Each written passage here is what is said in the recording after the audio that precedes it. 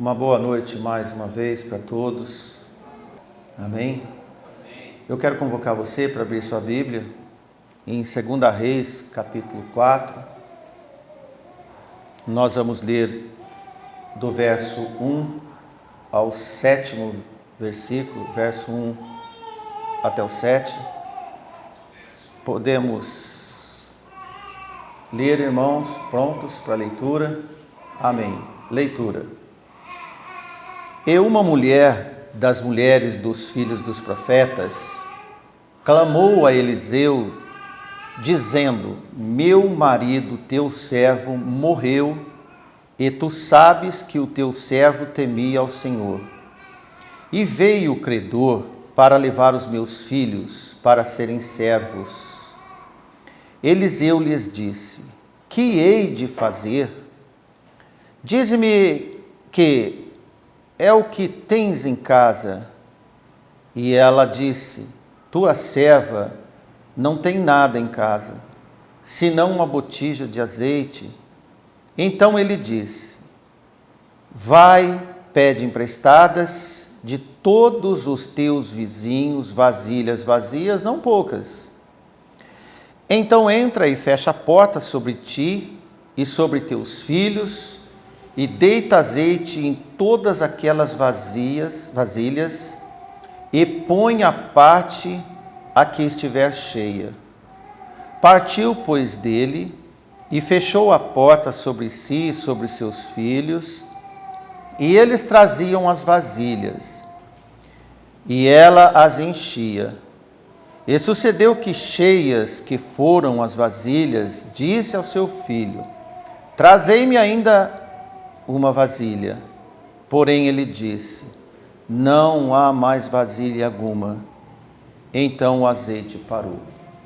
Oramos. Senhor nosso Deus, te agradecemos mais uma vez, pedimos capacidade, condição para poder falar, que a palavra vinda em espírito possa chegar em cada coração presente dos que nos assistem, e que possamos fazer um bom proveito em espírito desta mensagem.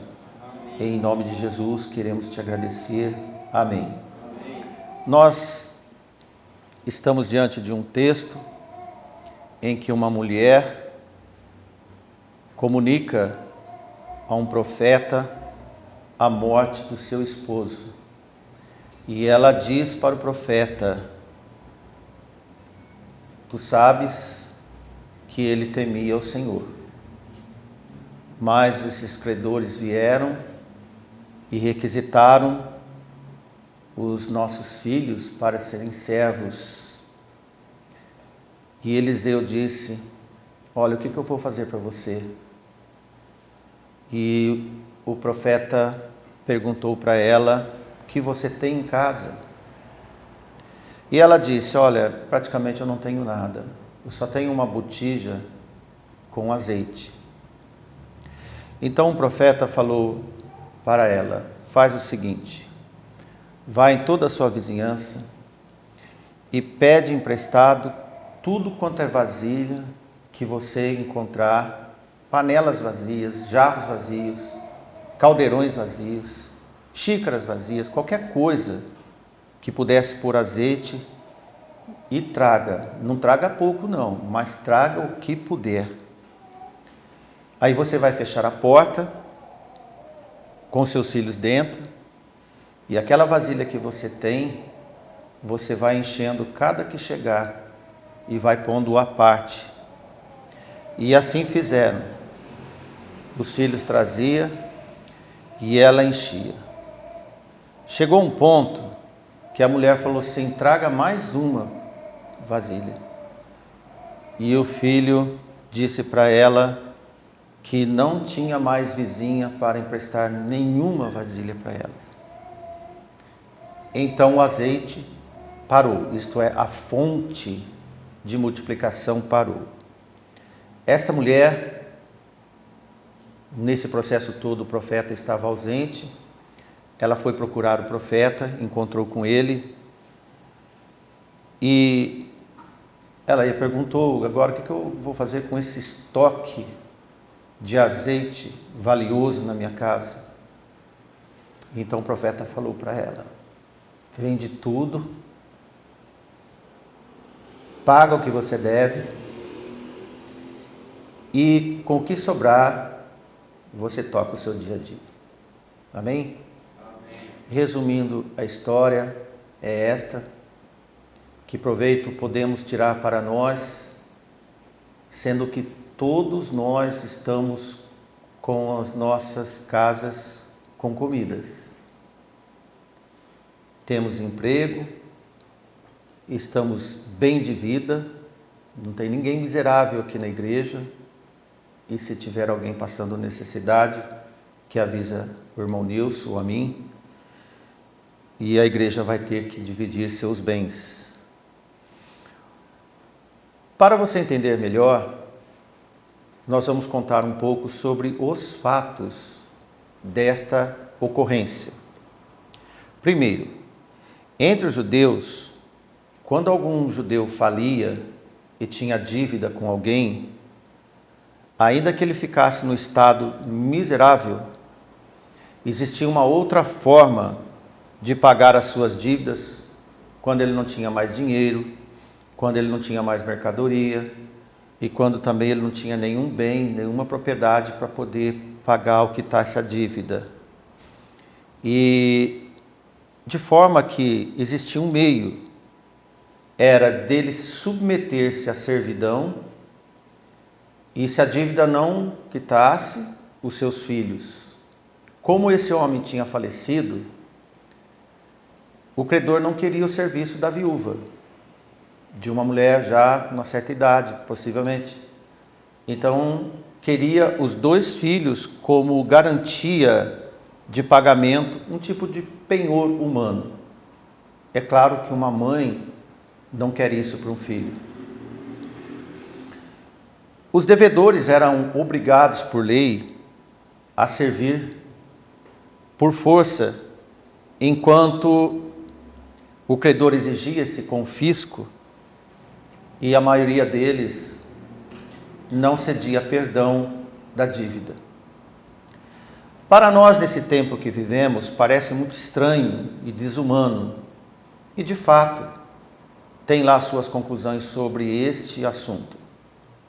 Mas era uma forma de garantir uma negociação entre o povo, e eles aceitavam.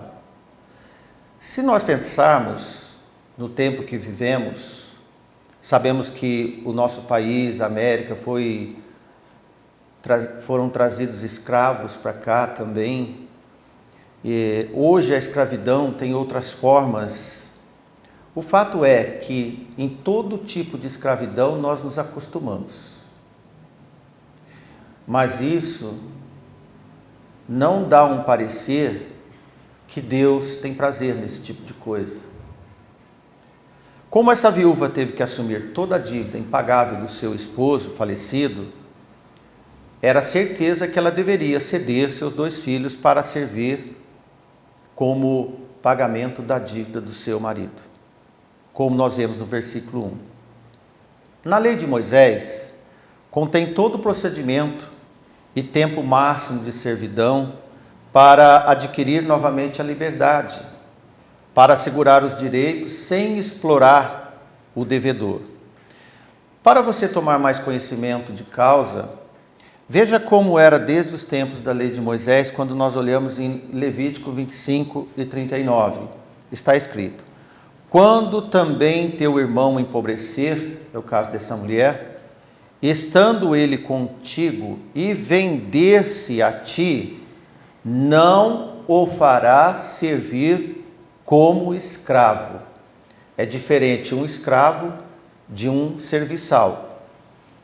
Como eles foram escravos no Egito, humilhados, açoitados para fazerem trabalhos de muita exaustão, sem poder comer direito e dormir, serviços desumanos, eles não poderiam aplicar escravidão aos seus irmãos. Em Deuteronômio 15, 12, nós vamos ver como era o tempo. Quando teu irmão hebreu ou irmã hebreia se vender a ti, isto é, as mulheres também poderiam vender seu serviço, contrair uma dívida e ia pagar. 6 anos servirá, mas no 7º ano o deixará ir livre. Isto é o livramento da dívida. Independente do valor da dívida, 6 anos trabalhava, no 7º ano a dívida era quitada, ele ia cuidar da sua vida novamente. Então veja que o tempo máximo de servidão eram os 6 anos. O 7º, a liberdade estava garantida por lei, independente do valor da dívida. Isto tudo, irmãos, nós vemos também em Êxodo 21:2, novamente, se comprares um servo hebreu, 6 anos servirá, mas no 7º sairá livre e de graça. Era a carta de alforria que aprendemos nas escolas. Como a lei judaica considerava os filhos bens apropriados dos seus pais, e os romanos aprenderam essa lei com os judeus, porque o Império Romano havia o pátrio poder dos pais sobre os filhos, inclusive até de morte. Não era o caso dos judeus, a não ser em extrema situação. Mas o que ocorria era isso, e nós podemos ver que o apóstolo Paulo, nosso Senhor Jesus, considerando todo esse passado dos judeus, Paulo aproveita para tipificar esta lei entre os judeus com a salvação pela graça, do livramento que todos nós podemos ter através do resgate por Jesus. De graça, pela graça, somos livres em Jesus. Em 1 Coríntios 7:23, Paulo escrevendo à igreja grega, que também tinha esses costumes, os gregos adotaram esse costume junto com os romanos, Paulo escreve: fostes comprados por um bom preço. Então agora você entende por que Paulo escreveu, como isso? Então, fostes comprados por um bom preço, não vos façais servos dos homens. Jesus nos comprou. Então, nós tínhamos uma dívida, nós éramos endividados e nós era como essa viúva, nós não tínhamos como pagar dívida alguma diante de Deus, mas fomos comprados por um preço suficiente. Em 1 Coríntios 6:20, mais uma vez Paulo repete essa frase, porque fostes comprados por bom preço. Agora ele diz, glorificai, pois, a Deus. Somos livres. Glorificais a Deus pelo vosso corpo e vosso espírito, os quais pertencem a Deus. Se antes você era um escravo do pecado, agora dê glória a Deus, porque nós pertencemos a quem não faz escravidão a alguém, a quem compra para dar liberdade. O Senhor nos comprou não para nos fazermos escravos, mas para nos dar liberdade. Amém. Somos livres.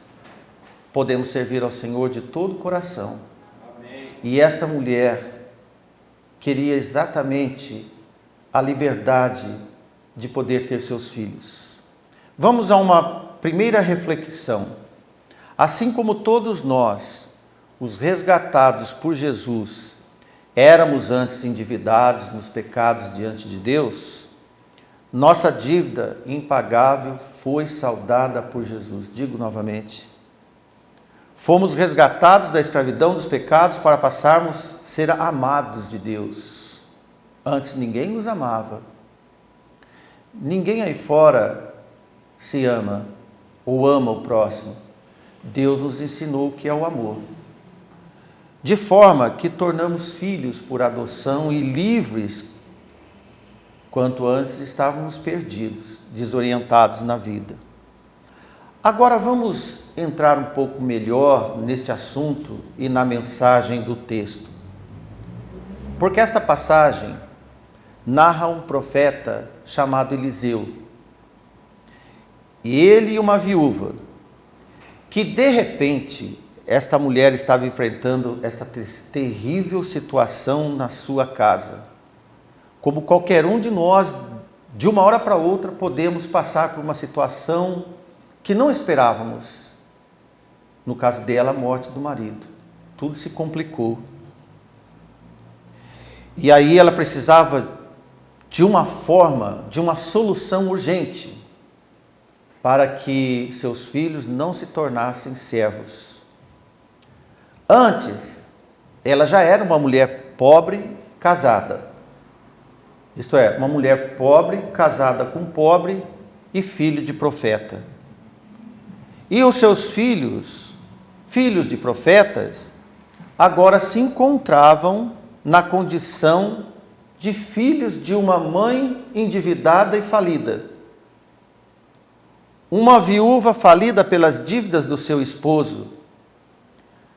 Por outro lado, os implacáveis credores apareceram logo, quase que depois da sua viuvez. E digo novamente, o único bem que ela possuía, valioso no seu coração, eram os seus 2 filhos. E ela tinha que dar seus filhos se não houvesse um redentor para pagar a dívida dela. Alguém que pagasse essa dívida. Imagine o clamor dessa mulher. E quem ela foi procurar neste momento de grande aflição? O profeta Eliseu.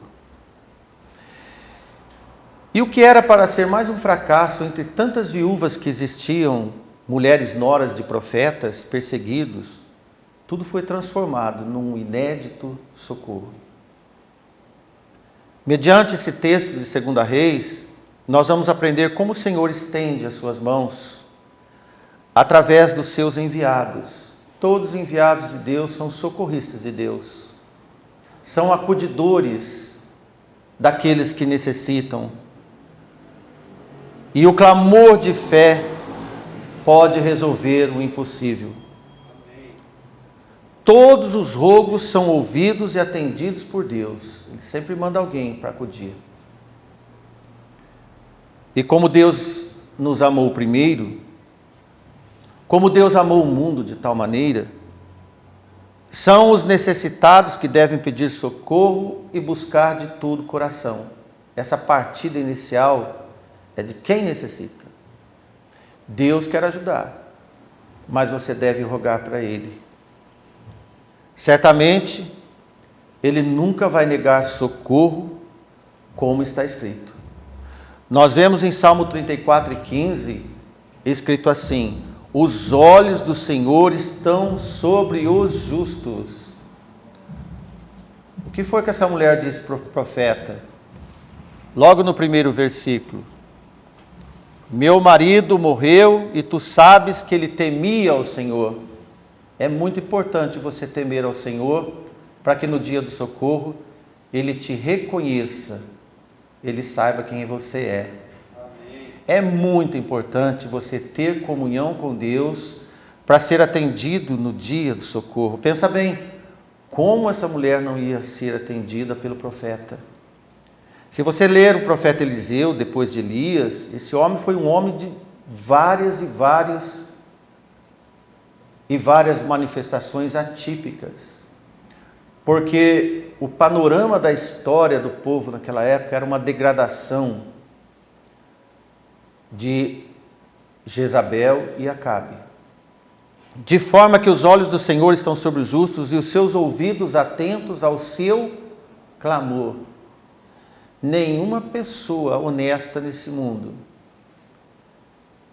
que busca o Senhor, que faz tudo segundo o que Ele pode, é impossível o Senhor não ouvir. Além do mais, a situação dessa mulher, humilhante, nesses tempos, como falamos, de Acabe e Jezabel, foi uma época das mais profanas que o povo de Israel estava, principalmente a nação norte, e seus descendentes, filhos deles, que foram assumindo o reinado. O esposo desta mulher era um dos filhos dos profetas que com certeza Eliseu conhecia e assistia nas perseguições, como o próprio Elias e Eliseu eram afligidos. Todos esses poucos homens fiéis que ainda restavam, temiam a Deus, enfrentavam o paganismo mortal desses reis de Acabe e agora Jezabel. Por motivo desconhecido, e não se fala por quê, este homem havia morrido, endividado, com alguém sem generosidade alguma dentre os seus irmãos impiedosos judeus. Este credor exigia pagamento de qualquer forma, e ele, na lei, estava certo. Buscava seus direitos. Como, por exemplo, agem os agiotas nos dias de hoje, para você ter uma ideia, o agiota não perdoa ninguém e também dificilmente ele perde o que ele emprestou para alguém, com juros exorbitantes. E eu posso dizer para os irmãos, segundo a palavra de Deus, meu irmão, minha irmã, nunca procure um agiota para pegar dinheiro emprestado. Você poderá passar por situação pior que essa viúva. Este credor ainda seguia a lei, mas agiota não tem lei. Ele vive e age fora da lei, porque uma que a agiotagem é pecado e a usura é pecado. Meus irmãos, é certo que a dívida desse homem também não diz o que ele fez para ficar endividado, mas é certo, pelo que a mulher fala, um homem justo, essa dívida foi contraída por necessidades óbvias, ou por perdas imprevistas, ou por ele ter sido arruinado pelas perseguições que se impunham de forma implacável em todos os profetas de Deus. Não sabemos o que foi.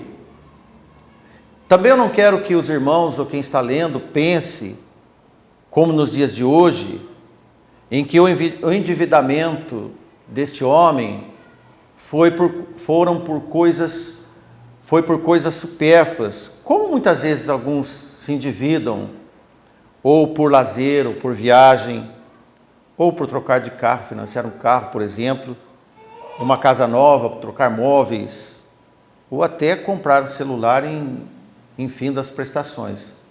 Nada contra quem faz esse tipo de dívida, mas desde que seja de acordo com os seus recursos, para que você não fique endividado por coisas supérfluas. No caso deste homem, ele ficou endividado por necessidade, senão ia morrer de fome, certo? Não era uma questão de bens de consumo, era de sobrevivência. Porque, irmãos, entre nós, nesses dias, os irmãos mais pobres dessa igreja é bem de vida se comparar com essas viúvas daquele tempo. Qualquer um de nós. Comparando com aquele povo oprimido, não sei se você lembra dos 3 anos e meio de seca e fome que teve, por isso que tinha muitas panelas vazias. Por isso que foi fácil chegar na vizinhança e encontrar vasilhames vazios e tantos. E que a mulher falou mais uma, não porque faltava azeite por milagre, porque faltava espaço para pôr as vasilhas. É isso que aconteceu. A relação de compaixão de Elias com os perseguidos profetas seguiu-se também com Eliseu no seu lugar como profeta. Nesses dias, quem era o rei de Israel era um rapaz, um jovem rei chamado Jorão, que era filho de Acabe e Jezabel. Um rei não tão péssimo quanto seu pai, mas não era nada bom diante de Deus. E este era o rei no tempo dessa viúva. E Eliseu conhecia muito bem aqueles homens de más intenções, sem temor a Deus, sem respeito, sem amor ao próximo, e eles não se preocupavam com o seu povo. Certa vez Jorão teve que encontrar com esse rei E veja como Jorão e como Eliseu foi duríssimo com este homem, porque encontrou numa necessidade de guerra. E porque Josafá, que era rei do sul, marcou esse encontro. Vamos ler um pedaço, 2 Reis, capítulo 3, apenas 2 versículos. Nós vamos pegar o meio de um diálogo. E você vê logo no início da leitura, Eliseu disse ao rei de Israel, esse jovem rei Jorão: o que eu tenho contigo? É como se alguém dissesse hoje: você não é da minha conta, eu não te conheço, quem é você? E ele diz mais: vai aos profetas de teu pai e aos profetas da sua mãe. Entendeu? Porém o rei de Israel, Jorão, disse, retraído: não, porque o Senhor chamou a esses 3 reis para entregá-los nas mãos dos moabitas. Era uma questão de guerras entre os vizinhos.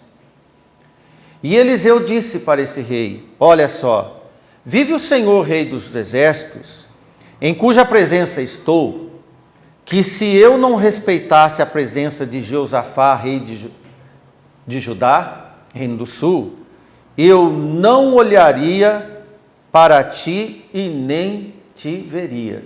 Compreende? Foi pesado. Eliseu foi curto e grosso com este homem. Às vezes nós temos a impressão que os profetas eram sempre bonzinhos, mas de vez em quando eles tinham que tratar o pecado e o pecador de forma da humilhação que eles causavam.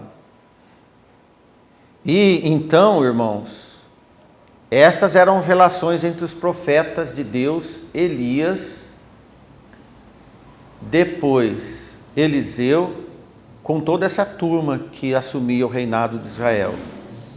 Na verdade, Eliseu disse para ele: eu não quero nada com você, nem falar e nem te ver.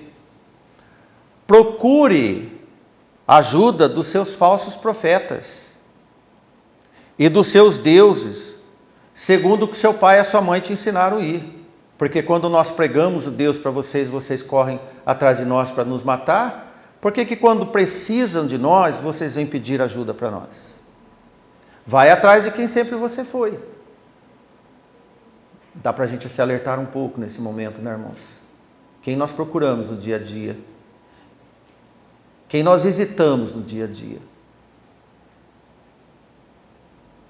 Então ele diz: vai a Baal que tua mãe anda adorando e você como rei permite. Faz vista grossa pela sua mãe. Esses ídolos que você adora e sacrifica para eles, que te sirva agora e te ajude nesse momento de angústia. E então o rei de Israel disse: não, não, não. Ou seja, não vou consultá-los, não. Mas o rei implorou: nos ajude nessa angústia. Irmãos, irmãs, é com tristeza que eu posso dizer aos irmãos: tem gente que anda envolvida com ídolos da alegria do mundo afora, no dia que está tudo bem, tudo tranquilo, mas no dia da angústia, procura o povo de Deus. Sinceramente, esse alerta para nós é comum acontecer, mas quando a gente vê e lê o profeta dizer isso, cada um de nós deve fazer uma reflexão do nosso dia a dia. Primeiro nós vemos que a viúva chegou e falou: tu sabes que meu marido é justo, sempre foi justo. E agora nós vemos Eliseu falando para esse rei: vocês nunca buscaram a Deus, vai atrás de quem sempre buscou. O ressentimento de Eliseu com este rei foi ocasionado justamente pela retrospectiva da vida dele e do seu pai, dos seus companheiros e das perseguições que faziam contra os profetas de Deus, que se arrastavam desde os seus avós. e tornou-se sombrios os dias dos homens de Deus, visto que Acabe seu filho e Jorão seu filho, esse jovem, procuravam os homens de Deus apenas para os seus interesses e vantagens pessoais de guerras e secas, mas eram desafetos dos pregadores de Deus, promotores de perseguição e matança. Irmãos, avise lá em casa. Irmãs, avise lá em casa. Nós temos filhos, nós temos netos, nós temos amigos. Não adianta buscar a igreja por causa dos seus interesses, no momento apenas de pedir socorro. Eu não vou dizer para você que Deus não vai ouvir, seria muita ousadia da minha parte, mas eu posso dizer para você que quando alguém está no Senhor, é impossível o Senhor não ouvir a oração do justo, o clamor do justo. Mas eu vou dizer para você, para quem sempre faz da casa do Senhor, da palavra de Deus, um desprezo, no dia da dor, pedir socorro por questões pessoais e não da salvação. Se alguém vem à igreja pedindo socorro porque se sente um pecador, Deus ouve. Mas se alguém que não tem costume da casa de Deus, sabe do lugar onde prega a palavra de Deus, e um dia que acontece uma desgraça na vida, como esse rei, aí ele vem pedir socorro para resolver questões pessoais, não para clamar pela salvação em nome de Jesus. Não vem não. Fica onde estava. Aqui é lugar para ser atendido quem quer ser curado, quer ser salvo, quer ser resgatado. Não para quem quer que coloque a band-aid na sua vida, que enrola esparadrapo. Fique onde está. Mas se tiver uma decisão de arrependimento, de mudança de vida, de entregar sua vida ao Senhor, então fique. E até, meus irmãos, os que estão fracos, não se apegam verdadeiramente ao Evangelho, tem que rever todas essas questões também. Por exemplo, se vir à igreja é um peso, é um enfado, da urticária dentro da igreja, tem que rever a própria salvação, inclusive. Nós vemos que, diante desse cenário cruel, todos sofriam. Os fiéis sofriam ainda mais. Além da fome, da miséria, havia perseguição. Podemos dizer, a vida não estava fácil para aqueles irmãos. E podemos dizer também em qualquer estado, meus irmãos, onde o pecado reina. Porque o que não faltava era pecado naquele tempo. Tal qual está o mundo no dia de hoje. Onde as pessoas pecam, zombam de Deus, desonram a palavra de Deus,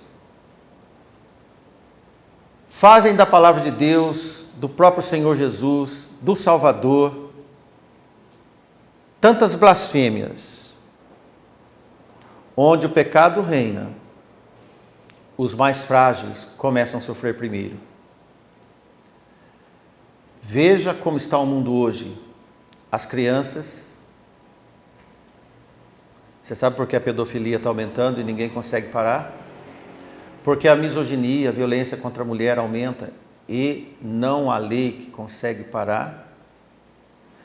Você vê porque a violência banal ocorre no mundo e por mais lei que tem, ninguém consegue parar. Sabe o que faz estancar tudo isso? Arrependimento, reverência e temor a Deus. Amém. Só isso. Este é o remédio. Mas o mundo não quer este remédio. E digo para você, os tempos que nós vivemos hoje é pior que as causas de guerra. Porque a guerra tem um motivo. E o que acontece hoje, o motivo é o pecado que se alastra. Mas o profeta, nesse cenário que agora você viu como estava, ele atendeu essa mulher. E ele disse de uma forma meiga: o que eu devo fazer por você? O que eu devo fazer para você? Diga o que você tem na sua casa. E esta mulher gentilmente disse, com toda humildade: eu tenho apenas uma botija com um pouco de azeite. Porque Eliseu também não tinha nada. Eliseu não tinha recursos como prata e ouro, nada. Ele era uma mão vazia. E este homem tinha o poder da compaixão de Deus. Amém. Isto foi tudo. Então ele começa a exercer a multiplicação a partir do que ela tinha em casa. Nunca reclame do que você tem em casa, porque o pouco que você tem é a partida que Deus vai te dar para multiplicar a vida na sua casa. Amém. Nunca reclame do pouco, porque é a partir do pouco que Deus faz muito. Amém. E como precisamos dessa lição. É pouco que se tem é o suficiente para começar a multiplicação. Era apenas um limitado potinho de azeite. Então aplica-se o método simples que Deus faz da multiplicação dos seus milagres para resolver todos os problemas daquela mulher. Isto foi a fonte de alívio a partir do insignificante para muitos. E ela obedeceu todos os passos. Se você continuar a ler a palavra, você vai ver um homem, um capitão sírio, Naamã, homem importante, que tinha uma jovenzinha da idade dessas menininhas da igreja, cativa por causa da situação do país, levaram ela como escrava na casa desse homem. E esse homem tinha lepra. E essa menininha era uma pregadora do Evangelho de Deus. Ela chegou para a mulher de Naamã e disse: lá na minha terra tem um profeta que resolve a questão do meu patrão. E essa mulher foi cochichar para Naamã. Assim começou a cura de Naamã. Ele teve que acreditar na palavra de uma menina, teve que viajar da Síria até em frente da casa do profeta Eliseu, com seus cavalos, seguranças, cavalaria. Eliseu não atendeu ele, mandou recado para que ele fosse se lavar no Rio Jordão 7 vezes. E esse homem ficou indignado, primeiro porque não recebeu, porque ele tinha presentes lá valiosos para dar para Eliseu. Eliseu nem quis saber. E vai e volta, vai e volta. Esse homem querendo voltar para a Síria, porque ele disse: os rios de Damasco são muito mais coloridos e bonitos. Por que não mandam tomar banho nos rios da minha terra? Mas, irmão, Deus não cura arrogantes. E o servo de Naamã falou assim: obedece o profeta, você já está aqui. E ele foi e se lavou. E foi curado. Obedecer é melhor que as nossas imaginações de cura e salvação.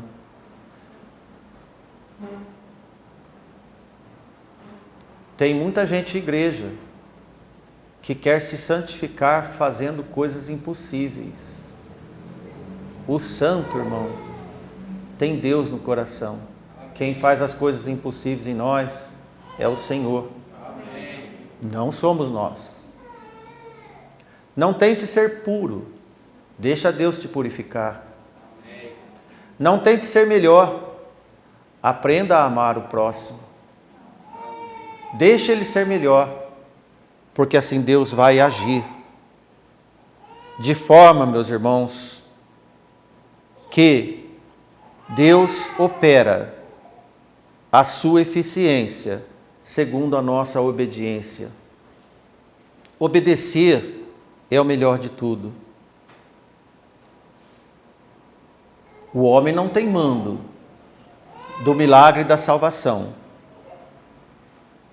mas certamente é obrigado ter a humildade da ação para a salvação. Para a salvação. A salvação sempre vem em tempos difíceis, onde o coração clama por socorro, não como o rei Jorão, mas como a mulher. Diferencie bem hoje à noite a diferença do encontro da mulher com o profeta e do encontro do rei com o profeta.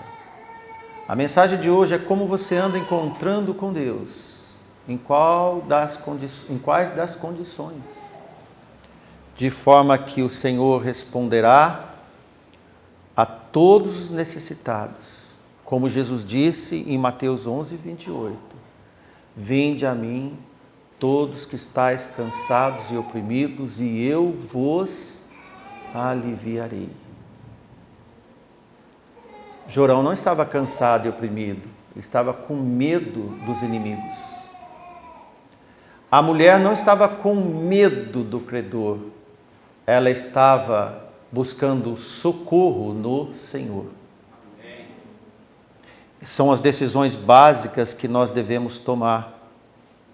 Por fim, meus irmãos, o primeiro passo para encontrar o profeta, encontrar o Senhor, é crer. Ela não ia procurar o profeta se ela não cresce que o profeta poderia fazer alguma coisa. Porque quem crê não perde viagem. Quem crê não toma decisão sem efeito. Então ela foi para fim de selar a graça de Deus na sua vida. E para terminar, como todo bem é feito, ela foi agradecida. Esta mulher, ela fez saber ao homem de Deus e disse o que ela tinha que fazer. Certa vez Jesus entrou numa aldeia, já falamos isso para os irmãos, e lá tinha 10 leprosos. E os 10 filhos de Davi, Senhor, nos cura, nos cura. E Jesus curou todos, por causa do pedido. Quando não, voltou um samaritano, dando glória a Deus, agradecendo Jesus. Só para ele que Jesus disse, a tua fé te salvou. Aí alguém pode perguntar, mas os 10 foram curados. Milagre não salva ninguém, apenas cura. O que salva é a graça de Deus e a gratidão. Pela graça sois salvos.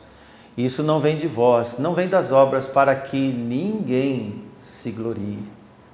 Você entende o que é o Evangelho de Cristo? O rastro de sangue que deve estar no nosso Senhor para a nossa salvação.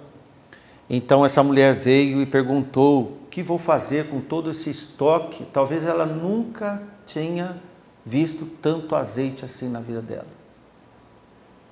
Nem onde prensa as azeitonas tinha visto tanto azeite puro de oliva daquele jeito. De uma hora para outra ela ficou rica, mas ela não ficou vaidosa. Não ficou orgulhosa como Naamã. Ela foi dizer ao profeta, eu estou com tudo isso agora, o que eu vou fazer com isso? Irmãos, o que eu vou fazer? O profeta foi tão simples quanto Jesus foi conosco. Pague as suas dívidas e viva no Senhor. E isso sim, a tua fé e a gratidão te salvou. Esta mulher era uma mulher de Deus.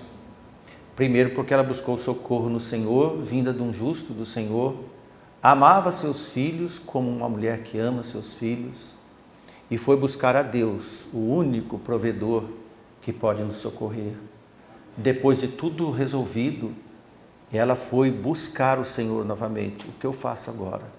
Caminhando sempre com o Senhor. Por isso que o profeta falou, viva, agora viva. Por isso que somos livres. Por isso que a lei de servir como servo entre os judeus, foi uma ilustração para nos ensinar que Jesus nos tirou da servidão e nos fez filhos, filhos amados. Você pode ser um filho, uma filha amada de Deus. Entregue os seus pedidos de socorro a quem pode te socorrer. Que Deus te abençoe. Excelente semana para todos nós, na paz do Senhor. Amém. Que Deus nos abençoe.